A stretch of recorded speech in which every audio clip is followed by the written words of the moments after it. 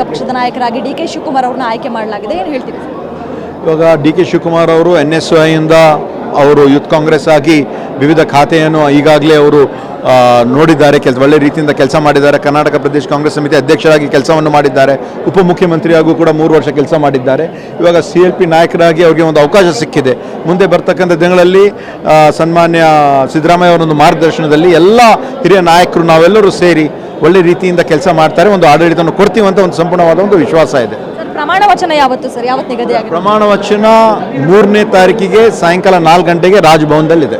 Okay sir, ಈಗ CM ಜೊತೆ ಪ್ರಮಾಣ ವಚನದಲ್ಲಿ ಎಷ್ಟು ಜನ ಸಚಿವರು ಸಹ ಅಧಿಕಾರವನ್ನು ಸ್ವೀಕರಿಸಿದ್ದಾರೆ? ಅದು ಮಾನ್ಯ ಡಿ ಕೆ ಶಿವಕುಮಾರ್ ಅವ್ರ ಜೊತೆ ಎಷ್ಟು ಜನ ಮಾಡಬೇಕು ಅಂತ ಬಹುಶಃ ದೆಹಲಿಯಲ್ಲಿ ಮತ್ತೆ ನಮ್ಮ ಪಕ್ಷದ ವರಿಷ್ಠರು, ಕರ್ನಾಟಕ ರಾಜ್ಯದ ವರಿಷ್ಠರು, ಮುಖ್ಯಸ್ಥರು ಎಲ್ಲರೂ ಸೇರಿ ತೀರ್ಮಾನ ಮಾಡ್ತಾರೆ. ಸರ್, ನೀವು ಸಹ ಸಚಿವ ಸ್ಥಾನದ ಆಕಾಂಕ್ಷಿ, ಸಾಕಷ್ಟು ವರ್ಷಗಳಿಂದ ಕಾಂಗ್ರೆಸ್ನಲ್ಲಿ ಇದ್ದೀರಿ.